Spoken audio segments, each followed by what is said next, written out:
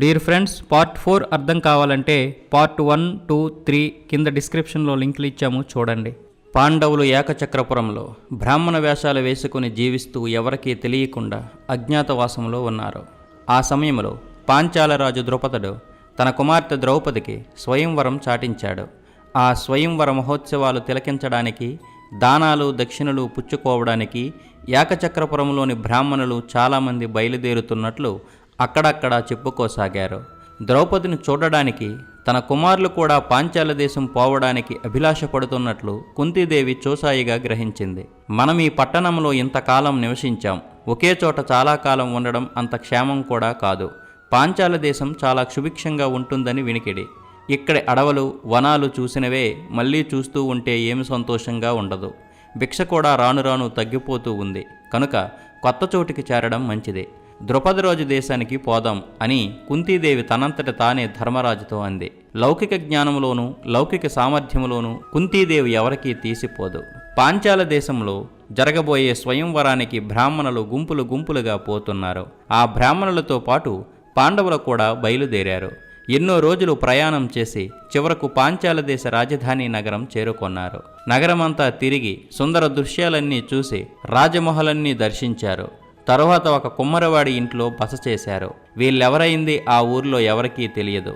ద్రుపదుడికి ద్రోణుడికి సఖ్యం కుదిరినప్పటికీ ద్రోణుడితో విరోధం తెచ్చుకున్నందుకు ద్రుపదుడి మనస్సులోని కలవరం పోలేదు.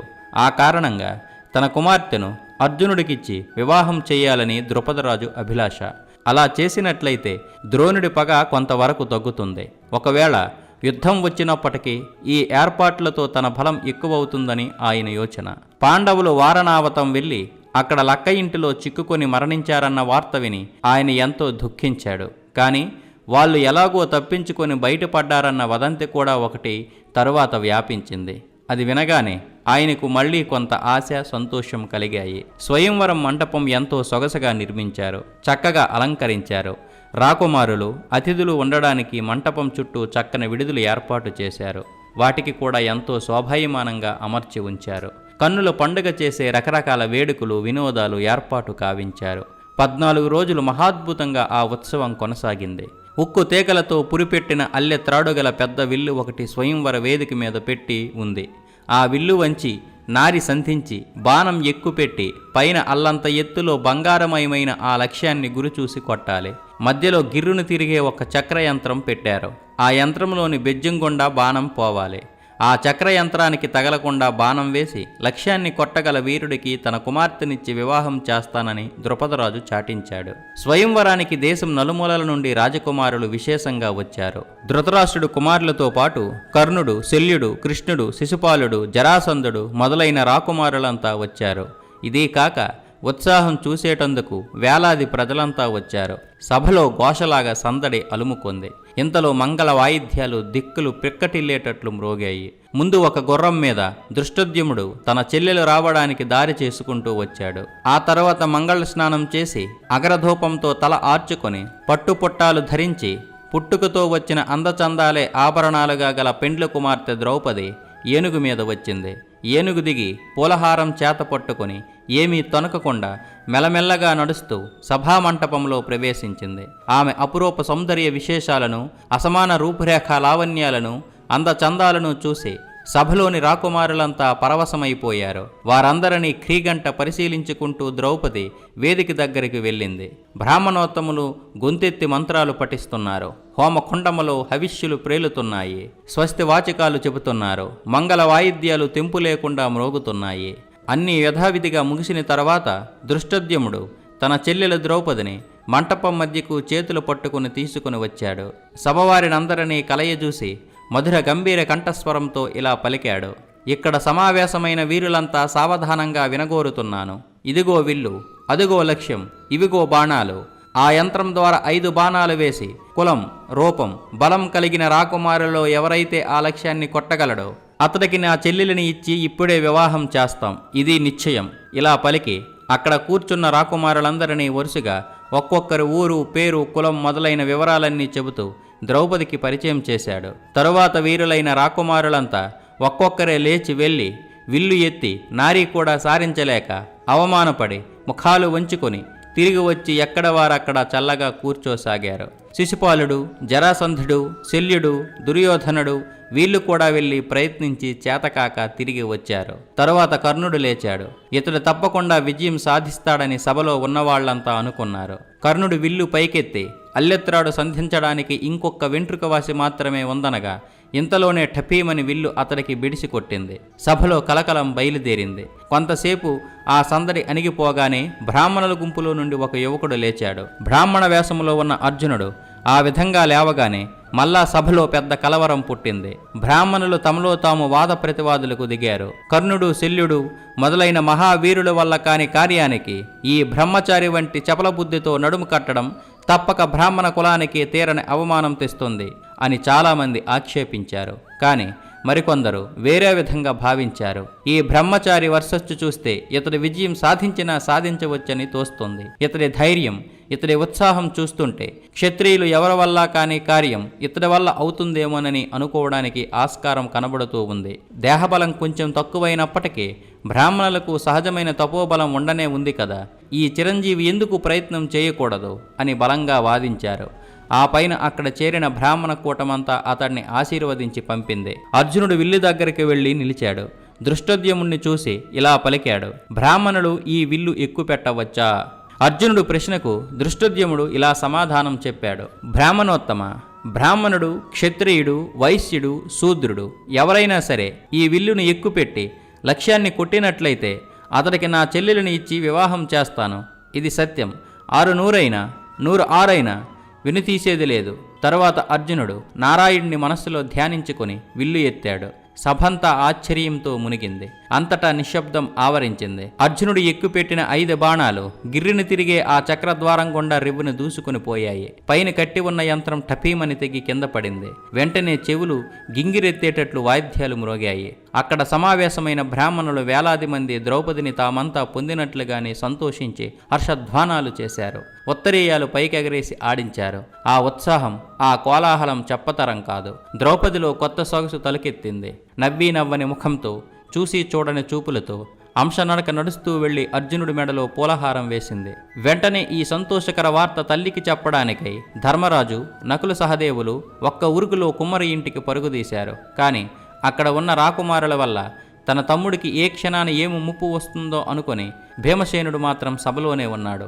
భీముడు అనుకున్నంత పని అయ్యింది. రాకుమారులు అల్లరి ప్రారంభించారు. స్వయంవరం హక్కు బ్రాహ్మణులకు లేదు. రాకుమారుడెవడూ తనకు అక్కర్లేదనుకుంటే అప్పుడు ఈ అమ్మాయి వివాహం లేకుండానే ఉండిపోయి అలాగే చితిలో దూకవలసిందే. కానీ బ్రాహ్మణుడు ఈమెను పెళ్లాడడం ఎలా కుదురుతుంది? ధర్మం కాపాడేటందుకు, స్వయంవర పద్ధతికే వచ్చిన ముప్పు తప్పించేటందుకు మనమంతా కట్టుబడిగా నిలబడి ఈ వివాహం జరగకుండా అడ్డుకోవాలి. అలా పెద్ద గలాభా చేయడం మొదలుపెట్టారు. పెద్ద పోరాటం సాగేటట్లు కనిపించింది. ఇక ఊరుకుంటే లాభం లేదనుకున్నాడు భీముడు. బయటికి వెళ్ళి ఒక పెద్ద వృక్షాన్ని వ్రేళ్లతో సహా పిగిలించాడు. ఆకులన్నీ రాల్చివేసి దాన్ని మామూలు చేతికర్రలాగా పట్టుకొని అర్జునుడి పక్కన నిలబడ్డాడు. ద్రౌపది అర్జునుడు పైన వేసుకున్న జింకతోలు ఉత్తరీయం కొంగు చివర పట్టుకొని మౌనంగా నిల్చుంది. కృష్ణుడు, బలరాముడు మొదలైన వాళ్లు అల్లరి చేస్తున్న రాకుమారులకు సర్ది చెబుతున్నారు. భీమార్జునులు ద్రౌపదిని వెంటబెట్టుకుని కుమ్మరవాడి ఇంటికి వెళ్ళిపోయారు. భీమార్జునులు అలా ద్రౌపదిని వెంటబెట్టుకుని పోయేటప్పుడు దృష్టోద్యముడు కూడా వారి వెంటనే వెళ్ళాడు.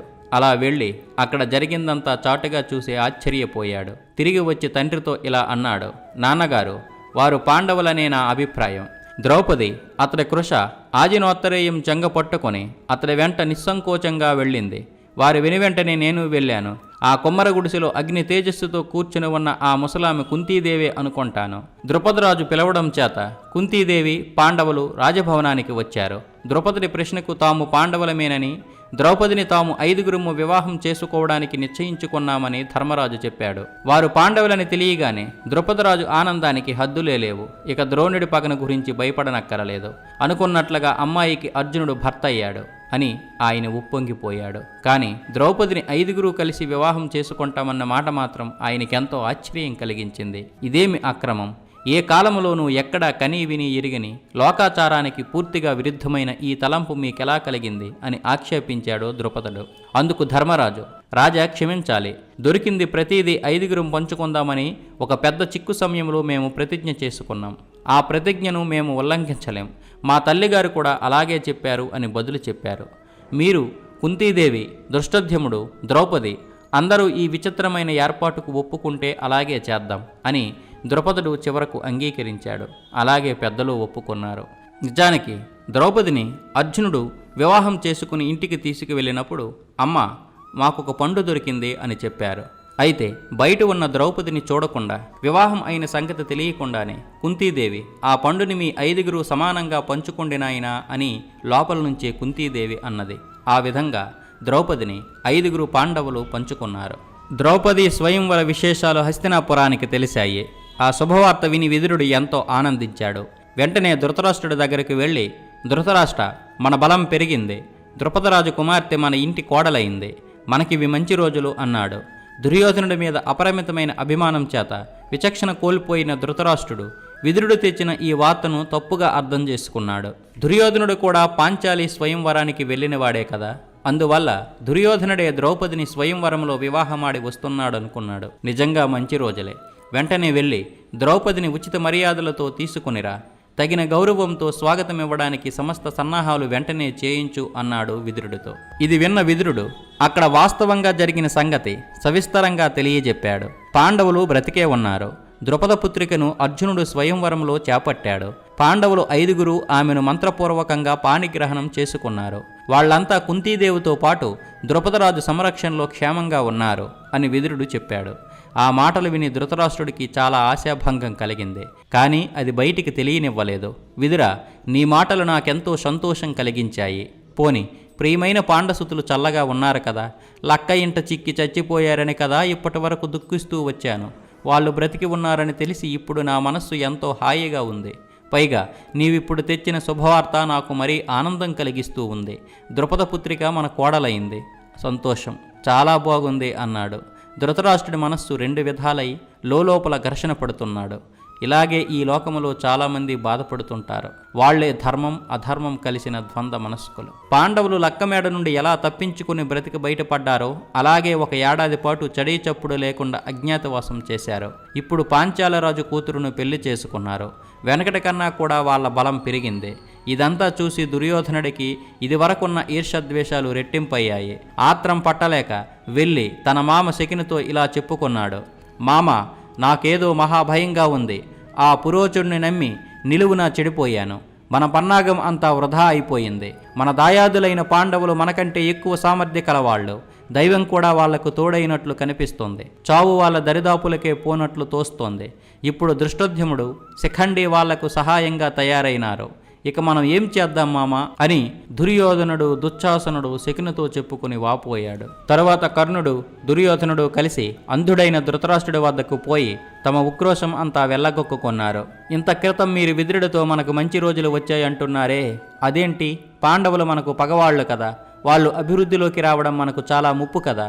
వాళ్ళు ఏ విధంగానైనా సరే మనల్ని హతమారుస్తారు, తప్పదు. మనం వాళ్ళను ఏం చెయ్యాలనుకున్నామో అది నెరవేరలేదు. నెరవేరని పనుల వల్ల ముందు మనకే అపాయం వస్తుంది. మనం చెడిపోతాం. ఇందుకేమైనా మీరు ఆలోచన చేయండి అని గోల పెట్టుకున్నారు. దీనికి ధృతరాష్ట్రుడు, నాయన, నీవు చెప్పింది నిజమే, కానీ ఏం చెయ్యగలం? మన ఉద్దేశం విదురుడికి ఎంతమాత్రం తెలియకూడదు. అందుకోసమే అతడి ముందు నేనలా సంతోషం నటించాను. ఇప్పుడు చేయవలసిందేదో మీరు మీ ఆలోచనలు చెప్పండి, చూద్దాం అన్నాడు. అప్పుడు దుర్యోధనుడు ఇలా చెప్పాడు. నాకేం పాలుపోవడం లేదు నాన్నగారు. చాలా బెంగగా ఉంది. మనస్సు కలవరపడుతుంది. బుద్ధి పరిపరి విధాల పోతుంది. పాండవులు 5గురు ఒక తల్లి కడుపును పుట్టిన వాళ్ళు కారు. అందుచేత మాద్రిపుత్రులు నకుల సహదేవులకు, కుంతీపుత్రులు ధర్మజ భీమార్జునులకు ఏ విధంగానైనా విరోధం కల్పించడం ఒక మార్గం. ద్రుపదరాజుకు సమృద్ధిగా ద్రవ్యం పారేసి అతన్ని ఎలాగైనా మనవైపు తిప్పుకునేటట్లు చూడడం ఇంకొక మార్గం. తన కుమార్తెను వాళ్ళకిచ్చి పెళ్లి చేసినంత మాత్రాన అతడు మనవైపు మొగ్గడని అనుకోవడానికి వీలు లేదు. ధనం వల్ల సాధించలేని కార్యం అంటూ ఉండదు. ఇలా దుర్యోధనుడు చెప్పిన ఆలోచన వినేసరికి కర్ణుడికి నవ్వు వచ్చింది. అది ఒట్టి మాట అన్నాడు. ఏ విధంగానైనా సరే యుక్తి చేసి పాండవులు మళ్ళీ ఇక్కడికి వచ్చి మన వశములో ఉన్న రాజ్యంపై హక్కు కోరకుండా ఉండేటట్టు చేయాలి. కొంతమంది బ్రాహ్మణులను ద్రుపదరాజు నగరానికి పంపి అక్కడ వదంతులు పుట్టించాలి. ఎవరికి వారుగా పలువురు వెళ్లి పాండవులతో లేనిపోని పుకార్లు చెప్పేటట్లు చెయ్యాలి. మీరు కనుక హస్తినాపురం వెళితే అపాయం తప్పదు అని చెప్పించి వాళ్లకు భయం పుట్టించాలి. దీంతో వాళ్ళిక్కడికి చస్తే రారు అని మరో ఉపాయం చెప్పాడు దుర్యోధనుడు. ఇది కూడా నిష్ప్రయోజనకరమైన ఆలోచనే అన్నాడు కర్ణుడు.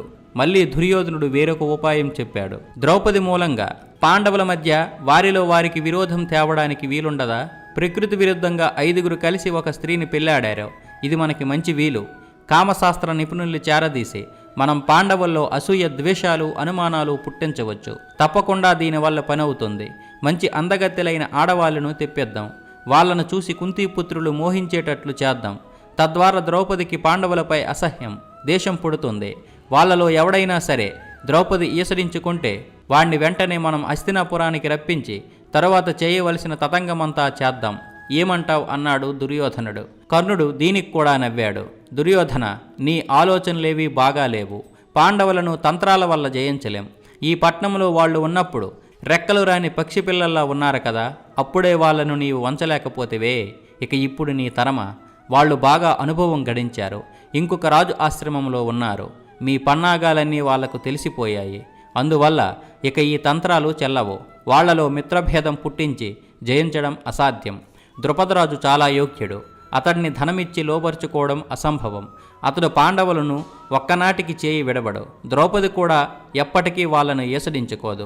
కనుక మనకు మిగిలిందల్లా ఒక్కటే మార్గం. వాళ్ళ బలం ఇంకా ఇంకా పెరిగిపోకముందే మనం వాళ్లను తాకి యుద్ధం చేసి హతమార్చి వేయడమే దారి. ఇంకా అనేక మంది స్నేహితులు కూడా వాళ్లతో త్వరలోనే చేరుతారు. ఈ లోపలనే వాళ్ళను మనం ఎదుర్కోవాలి. కృష్ణుడు యాదవసేనతో పాంచాల దేశం చేరే లోపుగానే మనం పాండవులను, ద్రుపదుని ఎదుర్కొని వాళ్లను మట్టు పెట్టాలి. ద్రుపదుడు ఎదురు చూడక ముందే మనం ఆ నగరంపై దాడికి వెళ్ళాలి. పరాక్రమ పద్ధతి క్షత్రియులకు సముచితమైంది. దాన్నే చేపట్టాలి. తక్కిన తంత్రంగాలు, మంత్రంగాలు ఒట్టి దండగా అన్నాడు కర్ణుడు. కర్ణుడు చెప్పిన మాటలు విని ధృతరాష్ట్రుడు ఇటు నిశ్చయించుకోవడానికి పాలుపోక భీష్ముణ్ణి, ద్రోణుణ్ణి పిలిపించి వాళ్లతో కలిసి ఆలోచన చేశాడు. పాండవులు బ్రతికి బాగున్నారన్న వార్త తెలిసాక ఆనందంగా ఉన్న భీష్ముల వారిని చూసి ధృతరాష్ట్రుడు ఇలా అడిగాడు. పాండవులు జీవించే ఉన్నారని ఇప్పుడు తెలిసిందే. పాంచాల దేశంలో ద్రౌపది దగ్గర ఉన్నారు. ఇప్పుడేం చేద్దాం? ఆ వీర రాకుమారులతో సమాధానపడి రాజ్యంలో వారికి సగభాగం పంచిపెట్టడమే ధర్మం. రాజ్యంలోని ప్రజలందరి అభిమతం కూడా ఇదే. మన వంశం పేరు నిలపాలన్నా ఇదే మార్గం. లక్క ఇల్లు దగ్ధమైపోవడం గురించి ఊర్లో జనం పలు విధాలుగా చెప్పుకుంటున్నారు. నీ మీదనే అందరూ నింద వేస్తున్నారు. ఇప్పుడు గనక నీవు పాండవులను పిలిపించి వారి అర్ధరాజ్యం వారికిచ్చి పట్టాభిషేకం చేసినట్లయితే ఆ నింద పోతుంది, మన పరువు దొక్కుతుంది. ఇదే నా సలహా అని నీతి న్యాయం తెలిసిన భీష్ములు వారు సెలవిచ్చారు. ద్రోణాచార్యులు వారు కూడా పై విధంగానే చెప్పారు. ఇంకా మంచి రాయబారిని ఒకరిని పంపించి రాజీ చేసుకుని వారిని పిలిపించండి. అర్ధరాజ్యమిచ్చి ధర్మరాజుకు పట్టం కట్టడమే మేలైన ఉపాయం అన్నారు. ఇది వింటున్న కర్ణుడికి ఎక్కడలేని కోపం పుట్టుకొచ్చింది. దుర్యోధనుడంటే అతడికి అమితమైన అభిమానం. పాండవులకు సగం రాజ్యం ఇవ్వమన్న సలహా అతడికి బొత్తిగా నచ్చలేదు. ఆ మాట ధృతరాష్ట్రుడితో నిర్భయంగా చెప్పాడు. మీరంటే గౌరవం, మర్యాదలు కల ద్రోణాచార్యులు వారే ఇలాంటి ఆలోచన చెప్పడం నాకు చాలా కంటకంగా ఉంది. మంత్రుల యోగ్యతలను బాగా గమనించి వారు చెప్పే ఆలోచనలను రాజు పరిశీలన చేయవలసి ఉంటుంది. కేవలం మాటలకు మాత్రమే గుడ్డిగా విలువివ్వకూడదు అన్నాడు. ఆ మాటలకు ద్రోణుడికి చాలా కోపం వచ్చింది. దుష్ట, నీవు రాజుకు దుర్మార్గమైన ఆలోచనలు బోధ చేస్తున్నావు. మర్యాద తెప్పి మాట్లాడుతున్నావు. నేను భీష్ముల వారు చెప్పింది గనక ధృతరాష్ట్రుడు వినకపోతే కౌరవులు త్వరలోనే నాశనమైపోవడం తథ్యం అని ఆయన ఉద్రేకంగా హెచ్చరించాడు. తరువాత ధృతరాష్ట్రుడు విదురుణ్ణి సలహా అడిగాడు. మన వంశానికి మూలపురుషుడైన భీష్ముడు, ఆచార్య ద్రోణుడు చెప్పిన ఆలోచన ఉత్తమమైంది. సర్వజ్ఞులైన ఆ మహాపురుషులు చెప్పిన సలహా త్రోచివేయవద్దు. వారు ఎల్లప్పుడూ మనకు మంచి చేస్తూ వచ్చారు. దుర్యోధనాదుల వలనే పాండవులు కూడా నీకు పుత్రులే. ఒకవేళ ఎవరైనా వాళ్లకు కీడి చేసే ఆలోచన చెప్పినట్లయితే అట్టివారిని నీవు, నీ వంశం చేర్చడానికి వచ్చిన వాళ్ళుగా ఎంచుకోవాలి. పాండవుల పక్షాన ద్రుపదుడు, అతడి కుమారుడు కృష్ణుడు, యాదవులు తోడుగా ఉన్నారు. వాళ్లను యుద్ధంలో జయించడం అసాధ్యం. కర్ణుడు చెప్పిన ఆలోచన పనికిమాలిన ఆలోచన. పాండవులను లక్క ఇంటిలో పెట్టి చంపడానికి చూసినట్లు ఇప్పటికే మన మీద నింద వచ్చి పడింది. ముందు ఆ నింద పోగొట్టుకోవాలి. మన పట్నములోనూ దేశములోనూ జనమంతా పాండవులు బ్రతికి ఉన్న సంగతి తెలిసి వాళ్ళను కల్లారా చూడాలనే కుతూహలంతో కనిపెట్టుకొని ఉన్నారు. దుర్యోధనుడి మాటలు వినవద్దు. భీష్ముడు చెప్పినట్లు చెయ్యి. కర్ణుడు, దుర్యోధనుడు పిల్లవాళ్ళు. వాళ్లకు రాజనీతి ఏమి తెలుసు?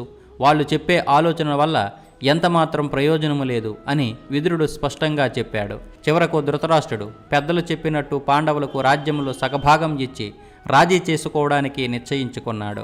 పాండవులను ద్రౌపదిని పిలుచుకుని రమ్మని విదురుణ్ణి పాంచాల దేశానికి పంపించాడు. అమూల్యమైన రత్నాలు, గొప్ప గొప్ప కానుకలు తీసుకుని విదురుడు వేగంగా పోయే వాహనం ఎక్కి ద్రుపదరాజు నగరానికి బయలుదేరాడు. అక్కడికి వెళ్ళి ద్రౌపదిని కలుచుకుని యథావిధిగా మర్యాదలు జరిపి పాండవులను, ద్రౌపదిని హస్తినాపురం పంపించమని ధృతరాష్ట్రుడి మాటగా చెప్పి ప్రార్థించాడు. ద్రౌపదికి సందేహంగా ఉంది. ఆయన ధృతరాష్ట్రుడిని నమ్మలేదు. పాండవుల ఇష్టం ఎట్లో అట్టే చేద్దాం అన్నాడు. విదురుడు కుంతీదేవి వద్దకు వెళ్ళాడు. నాయనా విదుర, నా కొడుకులను కాపాడావు. వీరు నా కొడుకులు కారు, నీ కొడుకులు. నిన్నే నమ్ముకొని ఉన్నారు. నీవెలా చెబితే మేం అలా చేస్తాం నాయనా అంది కుంతీదేవి. కాని ఆమె మనస్సులో సందేహంగానే ఉంది. కన్న కొడుకులను గురించి కలవరపడింది. అమ్మా కుంతీదేవి, నీ బిడ్డలకు ఏ ముప్పు రాదు. వారికి రాజ్య పట్టాభిషేకం జరగబోతోంది. త్వరలోనే నీ కుమారులు లోకమంతటా గొప్ప కీర్తి ప్రతిష్టలు గడించబోతున్నారు. రా పోదాం అని విదురుడు ఆమెను సమాధానపరిచాడు. చివరకు ద్రుపదరాజు అనుమతి మీద అందరినీ పిలుచుకుని హస్తినాపురం చేరాడు. హస్తినాపురం అంతా అలంకరించారు. వీధులన్నీ ఊడ్చి నీళ్లు చల్లారు. అలికి ముగ్గులు పెట్టారు. తోరణాలు కట్టారు. ఆకులతో పూలతో శోభాయమానంగా అలంకారం చేశారు. మంగళ వాయిద్యాలు మ్రోగుతుండగా పాండవులు 5 భార్య ద్రౌపదితోనూ తల్లి కుంతీదేవితోనూ పురప్రవేశం చేశారు. ప్రజల ఆనందానికి హద్దే లేకుండా పోయింది. వారి కోలాహల ధ్వనులు మిన్నుముట్టాయి. మంత్రాలోచనలతో తీర్మానించుకున్న ప్రకారం అర్ధరాజ్యం పాండవులకిచ్చారు. యుధిష్ఠిరుడికి యథావిధిగా పట్టాభిషేకం జరిగింది. పట్టాభిషిక్తుడైన ధర్మరాజును ధృతరాష్ట్రుడు ఆశీర్వదించాడు. నా తమ్ముడు పాండురాజు ఈ రాజ్యాన్ని అభివృద్ధి చేశాడు. అతడి కుమారుడివైన నీవు కూడా అతడిలాగే కీర్తి ప్రతిష్టలు గడించి చల్లగా వర్ధిల్లు. పాండురాజు ఎల్లప్పుడూ నా కట్టడ ప్రకారమే నడుచుకునేవాడు. అలాగే నీవు కూడా నా మీద అభిమానంగా ఉండాలి నాయన. నా కుమారులు చెడ్డవాళ్ళు. వాళ్లకు దురహంకారం ఎక్కువ. వాళ్లతో మీకు విరోధం లేకుండా ఉండేటందుకే నేను ఏర్పాటు చేశాను. మీరు ఖాండవ ప్రస్తావానికి పోయి అక్కడే మీ రాజధానిని ఏర్పాటు చేసుకోండి. మన పూర్వీకులైన పూరుడు, నహుషుడు, యయాతి మొదలైన రాజులంతా ఆ నగరంలోనే ఉండి రాజ్యం పాలించారు. మన వంశం వారికి అదే పురాతన రాజధాని. దానిని నీవు పునరుద్ధరణ చేసి ప్రతిష్ఠ గడించు నాయనా అని చెప్పాడు. ధృతరాష్ట్రుడు చెప్పినట్లుగా పాండవులు బయలుదేరి పాడుపడి ఉన్న ఖాండవ ప్రస్థానానికి వెళ్లారు. సమర్థులైన పనివాళ్ల చేత దానిని బాగు చేయించి రాజమహలలు, దేవుడీలు, భవనాలు, కోటలు అందంగా తీర్చిదిద్ది కట్టించారు. ఇలా లోకమంతా మెచ్చుకునేటట్లు ఒక దివ్య సుందర నగరం నిర్మించి దానికి ఇంద్రప్రస్థం అని పేరు పెట్టారు. అక్కడ పాండవులు 23 ఏండ్లు ధర్మం తప్పక రాజ్యపాలన చేస్తూ తల్లి కుంతీదేవితోనూ ద్రౌపదితోనూ సుఖంగా ఉంటూ వచ్చారు. మిత్రులారా, ఇంతవరకు ఈ వీడియో చూశారు కదా. ఈ వీడియోపై మీ అమూల్యమైన అభిప్రాయాన్ని కామెంట్ రూపంలో తెలియచేయండి. అలాగే ఈ వీడియో కనుక నచ్చినట్లయితే లైక్ చేయండి, షేర్ చేయండి, సబ్స్క్రైబ్ చేసుకోవడం మాత్రం మర్చిపోకండి. తెలుగు వారికి వందనం, తెలుగు జాతికి అభివందనం. భారత్ మాతా కీ జై. జై హింద్.